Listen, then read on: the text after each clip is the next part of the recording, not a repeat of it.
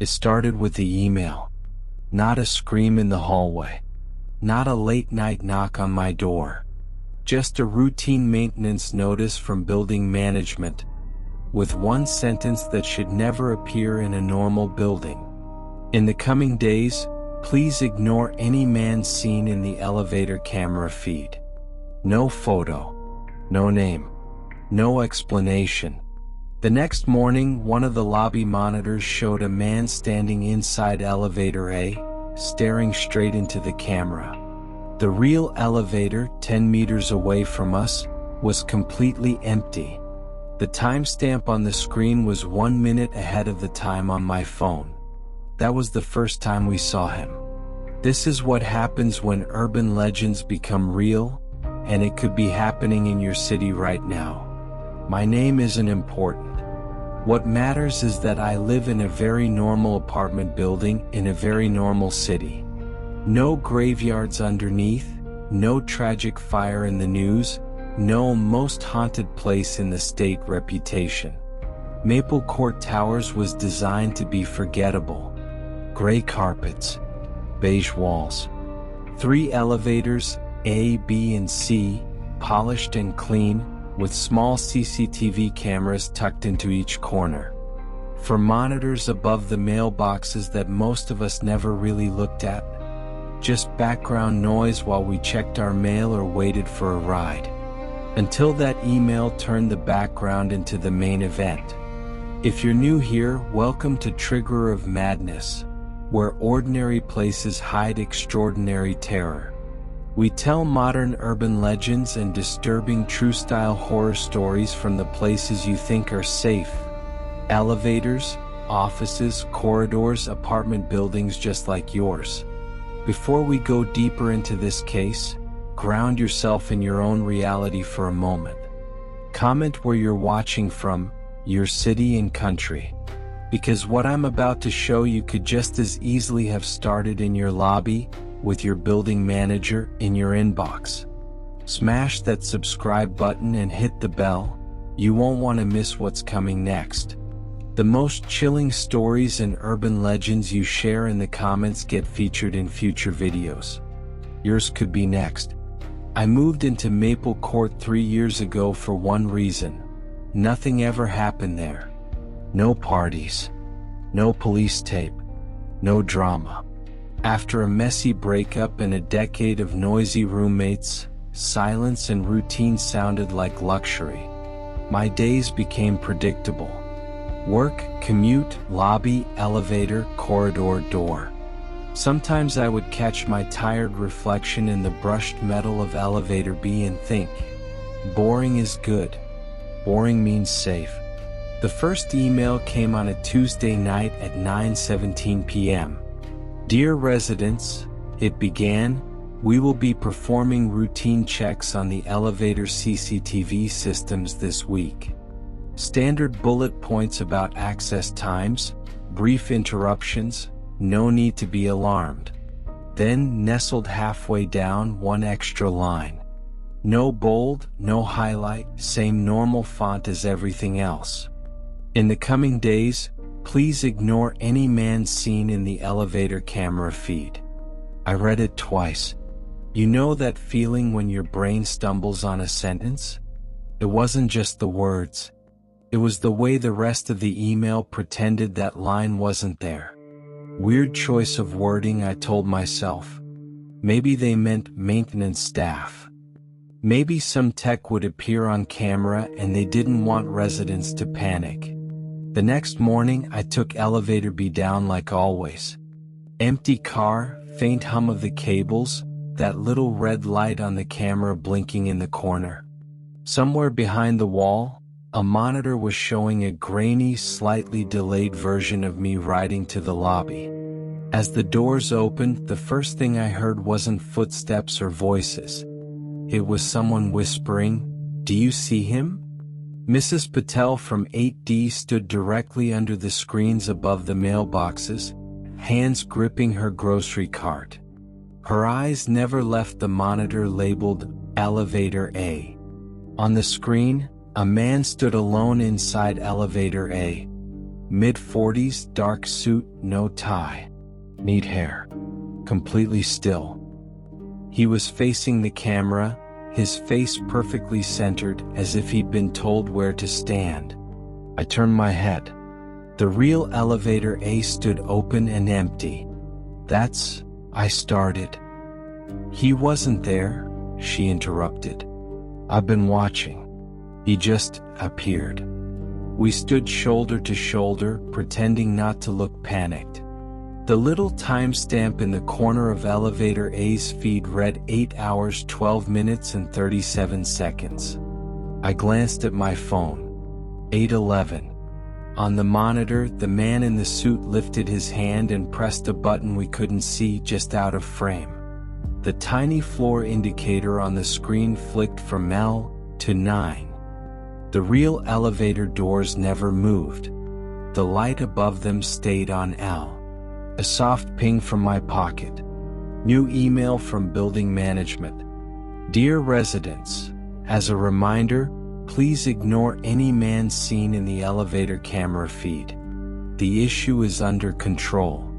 And that's the moment when a normal maintenance notice quietly turned into a set of rules. For the rest of that day, the building felt off. People lingered in the lobby for no reason. Trips to the mailboxes took longer.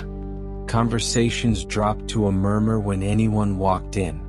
We all pretended to check our phones while our eyes tracked those 4 monitors. We saw him 3 times in 12 hours. Always in elevator A. Never stepping in or out of the doors in the lobby view. Never visible in any reflection in the actual metal. My neighbor Mark from 9B texted me a screenshot around lunchtime. The same man, same suit, now turned slightly to the side, one hand resting on the rail. His head was tipped up toward the ceiling, like he was listening for something. Check the timestamp, Mark wrote. 11 hours 12 minutes and 3 seconds on the screen. 11:11 on all our phones. 2 minutes ahead now. We should say something, I told him later in the hallway. Demand they shut it down. He shook his head. They're already pretending nothing's wrong, he said. My buddy in 3A asked management if the system had been hacked. They sent him the same copy-paste answer. This is a standard maintenance request. Please comply. That evening, another email. Dear residents, please be advised there is a known issue with elevator A's CCTV feed. Technicians are working on it. The elevator is safe to use. As stated, please ignore any man seen in the elevator camera feed. This time that sentence was in bold. You'd think that would be the moment most people decided to take the stairs. It wasn't. We are very good at ignoring the wrong things when the rest of the picture looks normal. The lobby was still clean. The lights still worked. Packages still arrived. No one was screaming. So people kept riding elevator A. That night I came home late. The lobby was empty except for the low hum of the vending machine and the buzz of the monitors. I told myself I would walk straight past them to the stairs. Instead I looked up. Elevator B showed a teenager scrolling on her phone. Elevator C was empty. Elevator A. The man in the suit had moved closer. Much closer. His face filled most of the frame now, standing far nearer to the camera than any normal passenger ever would. Eyes wide, pupils too large, skin slightly blurred by the lens. His mouth was closed, but the pixels around his jaw trembled, like the feet couldn't decide what shape it should take. I stepped closer without thinking. The timestamp said 22 hours 37 minutes and 11 seconds. My phone said 22:36. A hand landed on my shoulder. I actually flinched. Hey, Miguel, the night security guard said quietly. You can't stand right under those. Management doesn't like it when people crowd the screens. Who is he? I demanded, nodding toward elevator A. Is this some kind of joke? A viral campaign? You're seeing this too, right? Miguel's expression changed in a way I will never forget. Not surprised, not confused. Resigned. You got the email, he said. Then you know what you're supposed to do. Ignore him? I snapped. How are we supposed to ignore him? Miguel's eyes darted up to the monitor and then quickly away, as if the man might notice him noticing. No, he said, voice dropping to a whisper. You can look. Just don't respond. Don't ride with him if you can help it. And don't talk about him, where the cameras can see you. He walked back to his desk. On the screen, the man in the suit seemed just a fraction closer. That was the first time I thought, this isn't just a glitch. The first person to truly break the rule wasn't me. It was a woman from 12F named Helen. Mid-30s, always exhausted, always juggling bags and a phone pressed to her ear. I knew her name from the directory and from the way she apologized when she bumped into people. 2 days after Miguel's warning, I was back in the lobby at nearly midnight, pretending to sort through junk mail that could easily have waited till morning. I wasn't the only one. A cluster of us hovered in that no-man's land between the mailboxes and the monitors, acting like none of us were staring up at the same thing. Elevator A's feed showed our own lobby, but slightly wrong. The brightness was off. The shadows too deep in the corners. And there, in the center of the car, stood the man in the suit again, hands at his sides. The timestamp now was 7 minutes ahead. 23 hours 59 minutes and 42 seconds on the screen. 23:52 on my phone. The doors in the feed were closed. The real elevator A across from us stood open and empty. Helen burst in, cheeks flushed from the cold, keys jingling, shopping bag cutting into her hand. She barely glanced at any of us. She walked straight to elevator A and pressed the call button. "Helen," I said, taking a step forward, "use B or C. A's feed is messed up, I don't have time for this," she muttered. "I'm on a call in 5 minutes." On the monitor we watched her step into the car. We watched her pass through the man in the suit as if he were made of smoke. He didn't move, didn't turn. Her outline and his overlapped, two different realities sharing the same space. In the real elevator she looked alone. "Do you see that?" Mrs. Patel whispered behind me. We all saw it. Elevator A's doors slid shut in front of Helen. The feed's timestamp ticked over to 1 second. 23:53 on my phone. On the monitor, Helen reached toward the control panel. In that grainy black and white, her finger hovered, then pressed 12. Except, the camera showed something else. The button that lit up in the feed was 13. Our building only had 12 floors. In the real elevator, through the narrow sliver of glass beside the doors, I could just make out the faint glow of 12 on the panel. On the screen, the small digits beside comma flicked from L to 13. "Get it open," someone hissed. I ran to the doors and hammered the call button, then the door open button, shouting her name. The elevator stayed in use. The red occupied light above it glowed, steady and indifferent. We turned back to the monitor. The man in the suit finally moved. Slowly, his head pivoted away from the camera, toward Helen. She didn't react. She stared at the closed doors, weight shifting from one foot to the other, like anyone trapped in a slow lift. He leaned in, bringing his mouth toward her ear. The image shattered into horizontal lines. For a second, the feed was nothing but static and ripped fragments of faces. The timestamp stuttered. 00:00:01. 00:00:02. 7 minutes and 49 seconds. 7 minutes vanished in a blur. When the picture cleared, the elevator was empty. No Helen. No man in the suit. Only the open space of the car and the dark rectangle of the doorway. The timestamp on the feed matched the time on my phone exactly for the first time since this started. In the real lobby, elevator A dinged softly. The doors opened. Nothing and no one inside. Not Helen. Not a coat or a bag dropped on the floor. No sign she had been there at all. Somebody sobbed quietly. Someone else started praying under their breath. None of us moved. That's when I finally understood what Miguel meant. The danger wasn't in seeing him. It was in sharing a ride to a floor your building doesn't have. You're probably wondering what management did. Whether the police came. Whether they scrubbed through every frame, shut everything down, called in experts. They didn't. The next morning, everyone on the 12th floor woke up to a slip of paper under their door. "We regret to inform you that your neighbor, Helen from 12F, has moved out unexpectedly. Please respect her privacy." Her car was still in the garage. Her name disappeared from the tenant directory that same day. On the online portal, a question popped up. What happened to 12F? The thread vanished within an hour. I caught Miguel by the service corridor that afternoon, cigarette burning low between his fingers, even though smoking was forbidden in the building. "She moved out?" I asked. His eyes were red. From smoke or lack of sleep I couldn't tell. "She's gone," he said. "That's the only answer I'm allowed to give." "How long has this been happening?" I pushed. "Before the emails. Before the cameras. How long has he been here?" He looked around us at the sprinkler heads at the corners where the old analog cameras used to be, the faded circles on the ceiling still visible.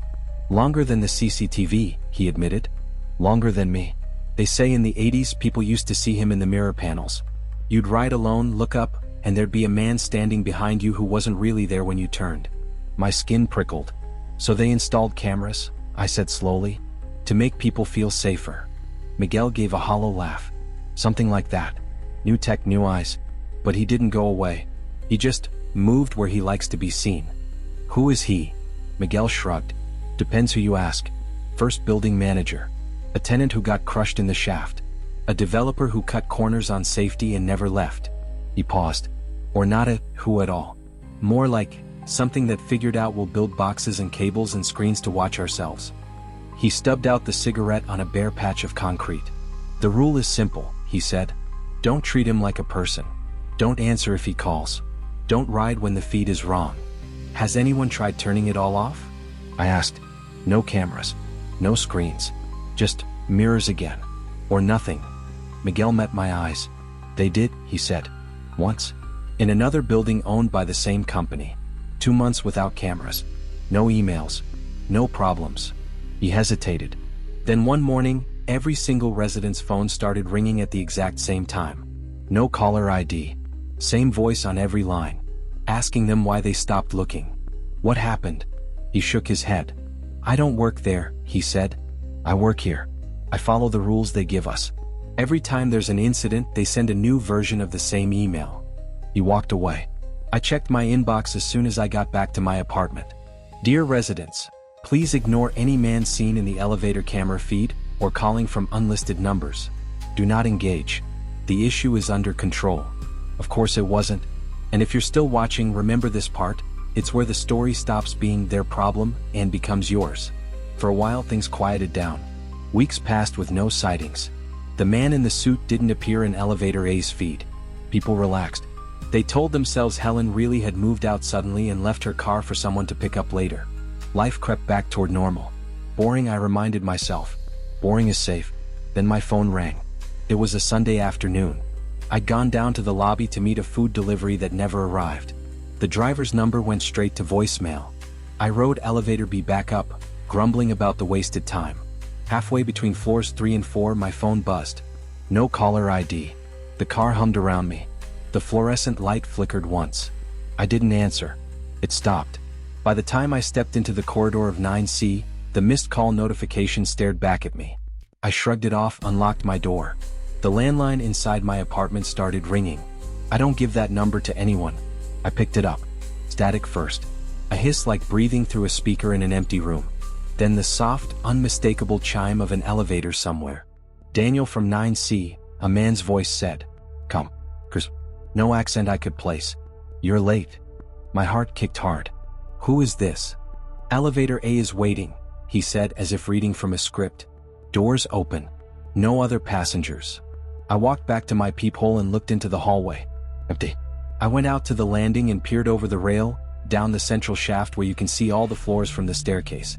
Far below in the lobby, I saw the top edges of the elevator doors. Everything looked still. My phone buzzed again. Same no caller ID.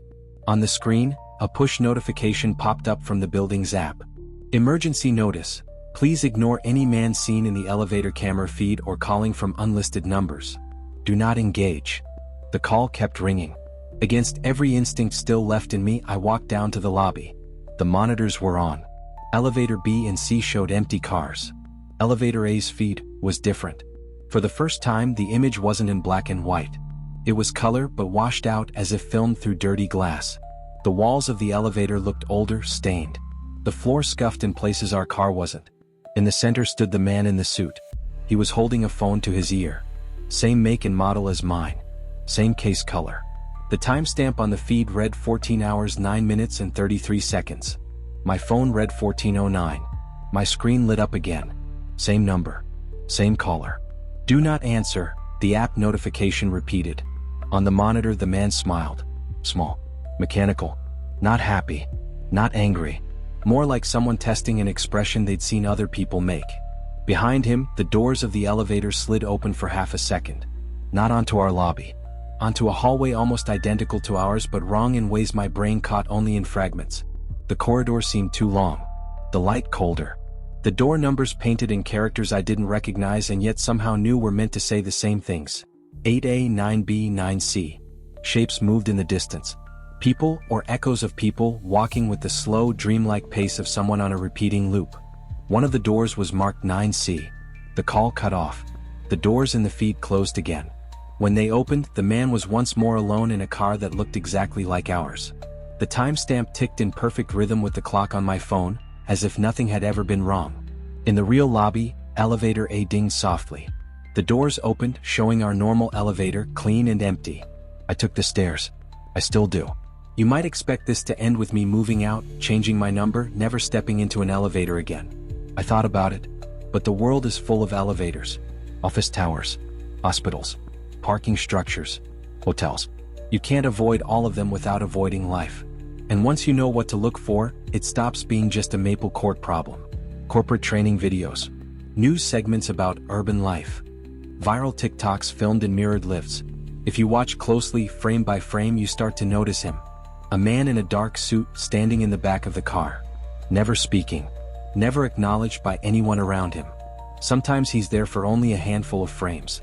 Sometimes longer. Sometimes the timestamp in the corner of the footage doesn't quite match the clock on the wall behind him. People in the comments argue about it. Just a reflection. Editing trick. ARG marketing. Scroll far enough, though, and under different accounts, different languages, you'll see the same sentence over and over. Dear residents, please ignore any man seen in the elevator camera feed.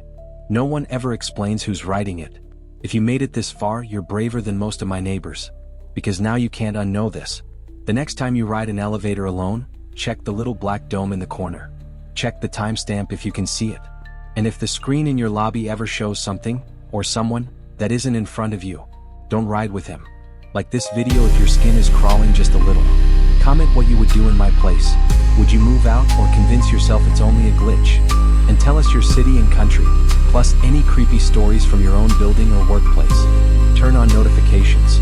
Our next story drops Wednesday at 9 p.m. EST, and it's happening somewhere you visit almost every single day. If you're watching this in an elevator right now, maybe don't look up.